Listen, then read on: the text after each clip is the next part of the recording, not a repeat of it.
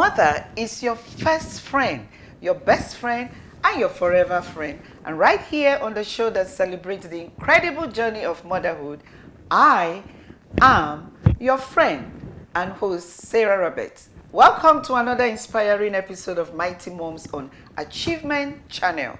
On the show, we share encouraging stories, valuable tips, and heartfelt moments of women who have been through the thick and thin of motherhood. In every corner of the world, there are mothers quietly working behind the scenes, making sacrifices for their children. These sacrifices often go unnoticed. Late nights, emotional support, and putting their own dreams on hold so that their children can pursue theirs. In this episode of Mighty Moms, we'll be talking about the silent strength unspoken sacrifices mothers make for their children. She is the CEO of Healthy Living Services Nigeria Limited, a vibrant health growth mindset and integrative lifestyle company, a member of the board of directors of Ifeyinwa Group of local companies, Ifeyinwa Marine and Oil Services Nigeria Limited, including Eco Building System Nigeria Limited.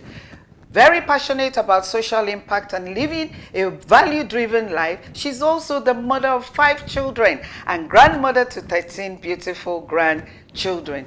We have in our studios the phenomenal woman and mighty mom, Dr. Ifeyinwa Nwakwesi.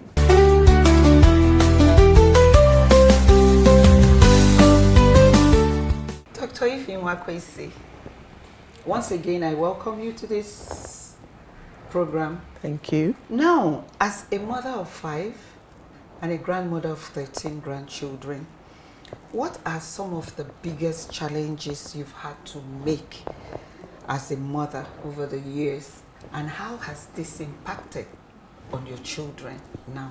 Thank you so much, Sarah, for that amazing question. I'm going to start from the beginning. Parenting. I had great parents, late Sir FGN and Monica Okoye. They prepared us, most of our siblings, myself, with praying habits and knowing how to do chores in the house. So I grew up with some requisites for being a good mother. And of course, my mom, even though she married a rich man, she was very, very determined. She did a lot of business. She baked cake at a time. She sold, she made clothes. She was not a dormant woman in the house. So and my father also started business with little money and then turned it into a big conglomerate. So I came out to be a wife, prepared to be an impactful wife right from the beginning. And I'll tell you a bit of my story. I got married while in the medical school. I had my first child in the medical school. I had my second child soon after medical school. So I became a wife, mother, professional woman. My husband was a civil servant at that time. You know how much civil servants are paid. I had to now do some business to support him in raising in the support of the family needs. And so I became also a businesswoman. Then I made a mistake. I was playing my role, being a good wife, good mother, professional woman, and business, and I was careless about my health. So my health began to deteriorate. So when you talk about challenge, I was playing all those roles, and people will see me in the society and say, oh, Ifeyinwa Nwakwesi, you look amazing, you look beautiful. I was dealing with depression because I was careless about my health. I was dealing with depression, panic attacks, anxiety, severe indigestion, and of course, it began to affect my performance. And my kids couldn't understand what was happening to mommy. I got a bit more irritable. I used to react easily to things, and of course, that was a challenge for me because even though I was playing my role, I was no longer in a place to give my best, and it began to impact my life and of course some of the lives of the children. But what I've done is to find out about this lifestyle that I teach. You know my lifestyle. I teach growth mindset and integrative lifestyle, which is a vehicle to work on yourself so that as you're playing your roles, you're balancing all the areas so that none of it suffers. And so that challenge actually is my stepping stone to the woman I've become today. You know, I'm over 70, rocking, doing my roles, and I'm very, very passionate wife and mother. One of the things again I've done in my family is to try and build a loving and solid family. I am the conversationalist. Maybe in my family, if I'm not there, maybe many people may not even be saying hi to each other. But I am the bedrock of communication in the family. My husband is not so much of a conversationalist, but he loves conversation. So my family is built in love. We're built in God-centeredness because our family is a praying family. And I've also taken my kids to America to learn about personal development, teaching them that they have to take responsibility for their lives. And so I'll stop there at the moment. I have a lot to say. Thank you so much, ma'am. Now you have answered, you've gone into the second question, but I'll still raise it. As a mother, it is often said that mothers' sacrifices or challenges go unnoticed. So I want you to tell us, have you ever felt a sense of, loss or regret during the course of dealing with all these things that you have said? Okay, that's an interesting question, Sarah. I am a relationship person. I am relationship based. My life is about reaching out to my children, showing love to my husband, showing love to my siblings. And so there was a time I used to feel so bad that many of my children, maybe even their wives, may not even call me to just check on this old woman. And it used to put me in a sort of a negative energy state. But today, I have told myself, God is your anchor. God is your essence. I will focus on building my life and being happy. My happiness is no longer dependent on whether my husband gives me a kiss or not, or whether a son or daughter calls me. That is the woman I have built. But of course, I'm also encouraging the children to relate to each other. And we do have moments of family togetherness, and those are some of my best moments. When we spend family shaking body now, you know me. Having a generally good time, family togetherness, and then of course my husband loves conversations, and we listen to his words of advice. But basically, that was my main problem. If people didn't care about me, I would start worrying. But these days, I am no longer focused like that. If you don't care about me, I will call you till you tire. Oh, wow. Okay. Now that you have 13 grandchildren. Yes. And I know that you are surrounded by their mothers, some daughters-in-law, some daughters. Can you tell us the difference between your own time and their time now in motherhood? Oh, well, the way we were brought up to be patient. We were brought up to not to expect our husbands to generally be the sole provider. We were brought up to come in and add value to our marriages. The young girls of these days may not actually be wired like that. They sometimes expect the man to be the sole provider. But again, they are they are so protective of their kids. Some of them may not even want grandmother to take them and go out. They're always like wanting to always be there. They just don't think that grandmothers may have the wherewithal to actually manage their kids. But we old people, when I talk, they say, you're old school, gay away, that we take a lot of rubbish from our men. But I keep telling them, our method is working. Many of us are still in our marriages, and look at the rate of relationship and marriage breakdown in society today. But of course, it is not for us to superimpose ourselves on the young ones. We need to keep teaching them with love. We need to keep being accommodating. And of course, keep a relationship. Some of them may not even ask about you for a long time, but have a perspective that they are learning, and keep teaching. And everything will work out well. Thank you so much. In 3 words, Ma, how would you describe your success? Oh, my success is actually... Your success story as a mother, as a career woman. My success story as a mother is all attributable to God. Because, God is my essence. He's my anchor. He's my roots. If I actually wake up in the morning and I don't speak to him, I totally become paralyzed. So, but secondly, I had great parenting. Then I married a man that is the gift of God to me, Dr. Ifeyinwa Nwakwesi. He's actually a very peaceful person. So he's an encourager, he's an inspirer. He noticed my strengths and supported me to be the woman. Of course, I'm an entrepreneur. I used to be director of Guarantee Trust Bank. I was one of the few women that built a cruise supply vessel, which our children are running today. And that business is still feeding our family. But all of it, it was a sort of support from my husband who believed in me. And of course, I'm also a very determined, resilient person. And Sarah, I read a lot. After my prayers, I speak to myself. There's no day that goes I don't speak positive affirmations. I read a lot, feeding my brain with positive information. I don't know whether you know I've just released my books. We're going to talk about that. Thank you so much. Wow, beautiful. Thank you. So beautiful. Talking to you this morning, Dr. Ifeyinwa Nwakwesi, from our conversation, you have clearly told us that, or shown us that, motherhood, the sacrifices of a motherhood, or motherhood generally, is not just the challenges or sacrifices, but it includes love, yes, growth, and a reward. You've mentioned a lot of rewards that has come, you know, with your sacrifices. Thank you so much. Thank you, Sarah. Thank you. We'll be back in a moment. Stay tuned.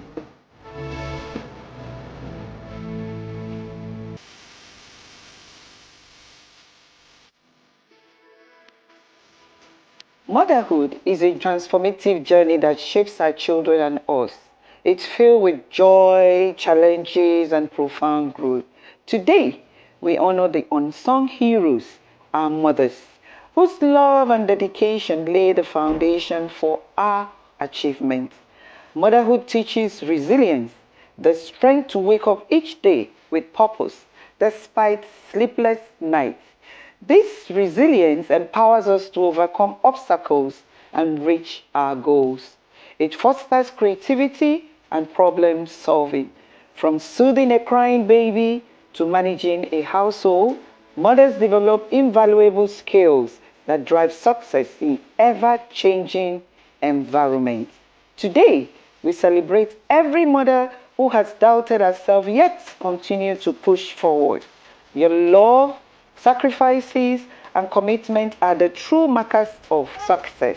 You are the heartbeat of your family, and your influence reaches far beyond your home. Today, to all the mothers watching, remember this: your journey, filled with love and perseverance, is the foundation of all-round achievements. You are raising the next generation of dreamers, leaders, and innovators. Your role is powerful.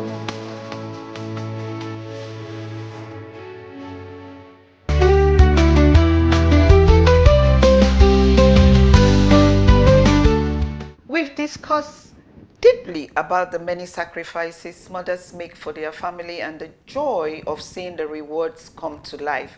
There's absolutely nothing impossible with the strength a mother and the role she plays in her family.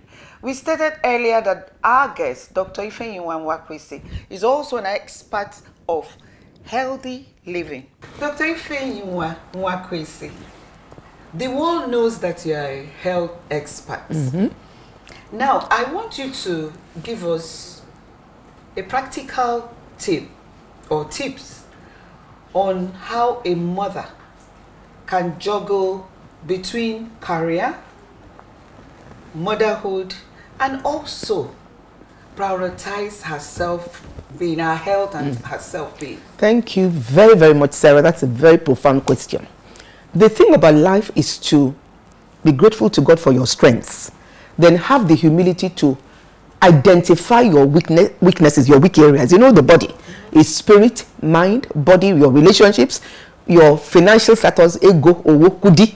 Are you able to meet your needs? Do you know your purpose, and do you live your purpose? These are all the areas that make somebody fulfilled and happy. Many women are so focused on taking care of children, taking care of their husbands or their male partners, because not everybody is married. And so they forget that they themselves need a lot of self-care.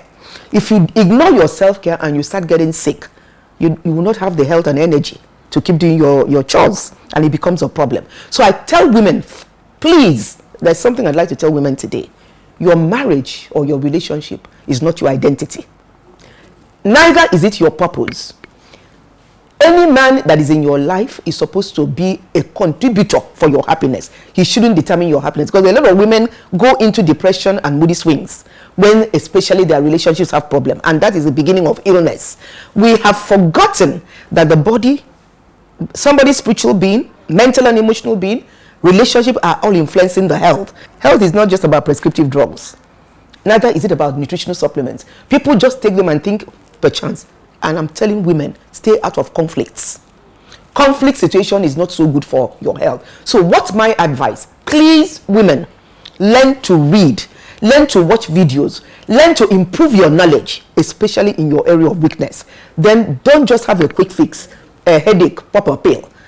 Knee pain, which is very common, pop a pill.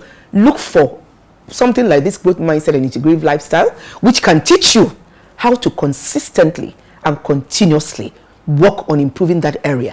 I was careless about my health. You know, I almost literally I actually had a collapse one day in my office. I did.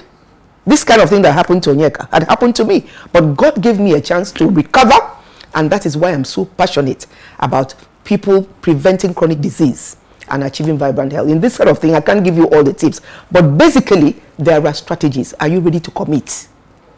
And while you're taking care of others, please take care of yourself first. We've had a wonderful conversation with Dr. Ifeyinwa Nwakwesi, and believe me, I know you will agree that it has been a moment of truth for each and every one of us. Dr. Ifeyinwa Nwakwesi. Yes, Sarah. I want to thank you. I want to appreciate you. Thank you. We need your final advice. What is your advice to mothers out there? Okay, first of all, I'd like to appreciate all mothers. Motherhood is not easy. It comes with a lot of ups and downs, a lot of challenges, but a mother must stay focused, determined, resilient, and strong. I want to tell women, your marriage or your friendship to a male partner is not your identity. Neither is it your purpose. They should be able to contribute and be of value to you. Do not die in the process of wanting to be a Mrs. So what I'm telling women, your happiness is primarily dependent on you. It's from your inner being. Years ago, when I used to walk around looking great in the face, internally I was literally like dying from depression. So I'm telling women, as you are building your external face, you look beautiful, you wear beautiful clothes. Can we also work on our inner beings so that when we step out with glory, we step out with energy, we step out with positivity, and we can all become assets. By the way, there's a message for women. I don't like the marginalization mindset, but we know in the society certain women are being marginalized. What are we doing? That's why in Women Aligned for Growth, we're coming up very quickly with a mega collaboration of women that can come together to put funds together to improve our social impact. Nigerians shouldn't be hungry. Nigerians shouldn't be homeless. And I'm also calling on our leadership. Please, Nigerians are suffering. Can we improve the quality of our citizenship and improve the quality of our leadership? Mothers, we hold the ace. Thank you very much.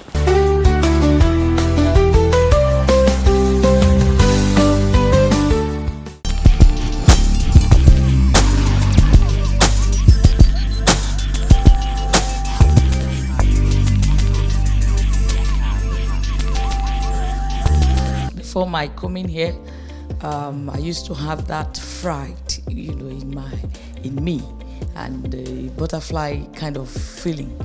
But with the exposure to necessary skills to speaking in the public and speaking well, I've been educated, I've been encouraged, and right now I want to say that the confidence is better. I can speak confidently more now than what it used to be. School of Eloquence, teaching the world to speak.